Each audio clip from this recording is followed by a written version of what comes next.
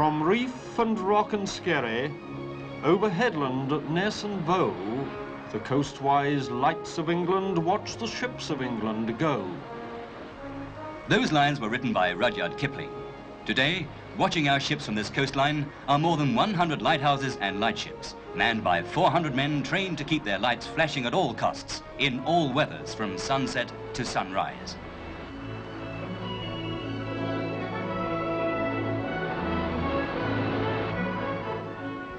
The authority responsible for this task is Trinity House, whose blitzed and rebuilt headquarters stand on London's Tower Hill. Scotland and Northern Ireland have their own authorities. With nearly 500 years' experience behind it, Trinity House today has an executive body which, under the Master, the Duke of Gloucester, consists of a Deputy Master and 9 elder brethren, chosen for their outstanding service at sea. Once a month, wearing their distinctive uniform, they hold court with ceremonial dignity. They deal with current business, which, as well as lighthouses, includes the operation of the piloted services, for which Trinity House is also responsible.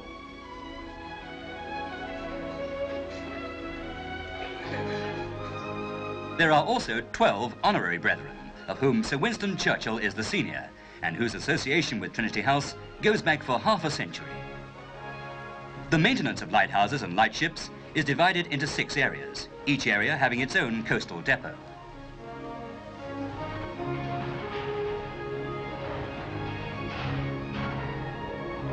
Stores are distributed by Trinity House Tenders, the flagship of which is the Patricia.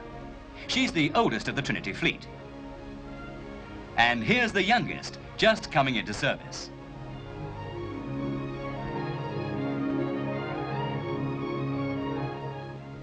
From flagship to lightship, these strange immobile craft generally guard sandbanks where lighthouses would be impracticable to build.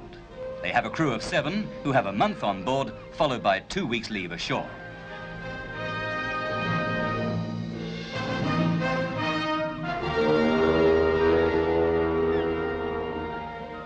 One of the most secluded professions must surely be lighthouse keeping.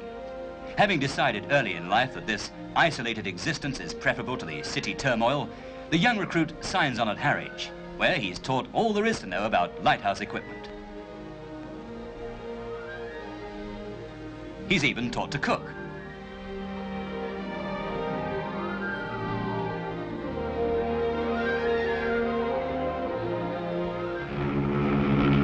Having qualified, the new recruit will soon find himself on board one of the Trinity House Tenders as part of a relief lighthouse crew about to learn the unteachable art of living in close quarters with his fellow creatures.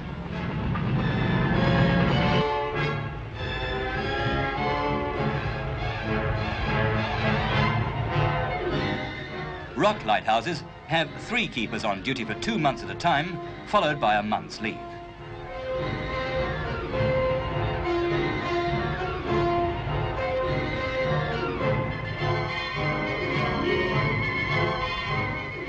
The tender is now heading for the Smalls Light off the Welsh coast.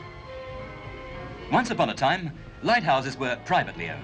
In the 1830s, the 41-year lease of the Smalls cost Trinity House £170,000. Later, all lighthouses were taken over by Act of Parliament.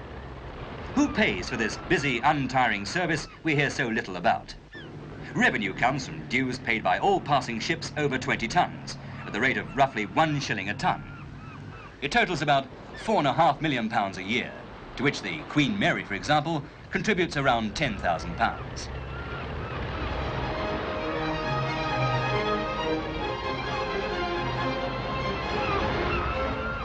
In the early part of last century, before telephones were invented, the gallery of the original lighthouse here figured in a gruesome drama. One of the 2 keepers died. The other lashed his body to the gallery. So bad was the weather that it was 4 months before a ship could call.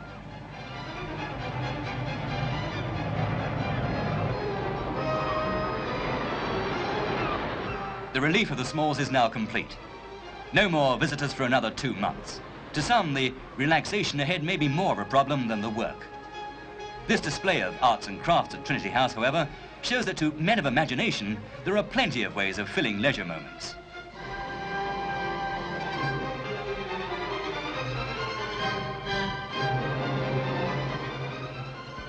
And so on around the Welsh coast, Bardsey Island, South Stack, South Bishop, then the Skerries off Anglesey, a sanctuary for rare seabirds, a property which once cost Trinity House £400,000 to prize from private ownership. Now, just another of Trinity House's tough, spick-and-span signposts of the sea. Lighthouse keeping used to be a family business, and in those days, one member of such a family achieved immortality. The Longstone Light on the Farne Islands off the coast of Northumberland was kept by William Darling, his wife, and young daughter Grace.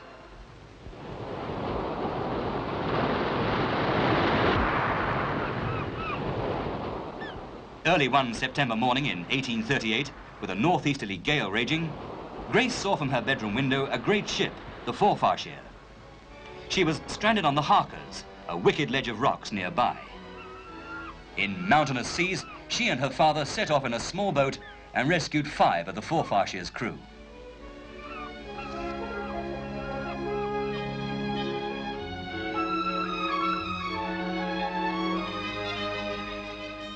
From Longstone to Longships, down in the opposite corner of England, off the rugged coast of Cornwall, facing the broad Atlantic. A quarter where crews can't always expect to be relieved on the dot.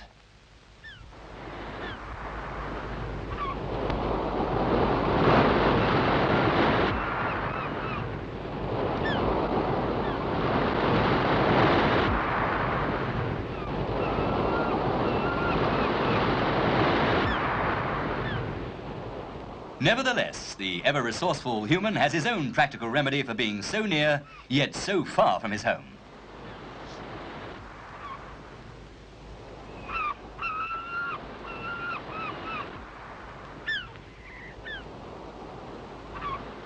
Even then, his wife gets the last word. This is undoubtedly the rumbustious corner of England. A few miles to seaward of Longships stands the gaunt Wolf Rock, sometimes obscured by gales sweeping in from the Atlantic. It often takes all a keeper's nerve and sinew here to relieve his mate.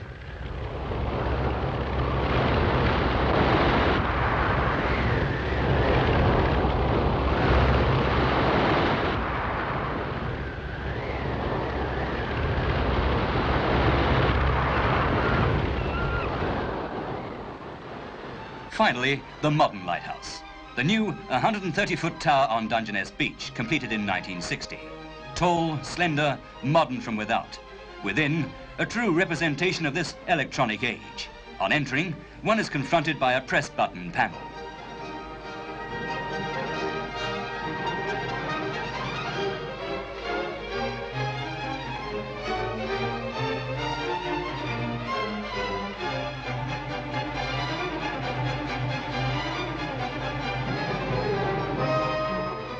Everything is automatic.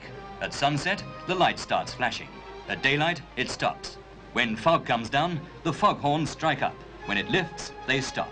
If power fails, more power cuts in. The lamp itself is the last word in electric light. By modern standards, equipment in some lighthouses may be out of date, but this service can't afford to install mechanism just because it's the last word. The risk is far too great. Everything in a lighthouse must be well tried and reliable. Dungeness is a prototype. Others will follow. But throughout the advance, come hell or high water, the lights must keep flashing.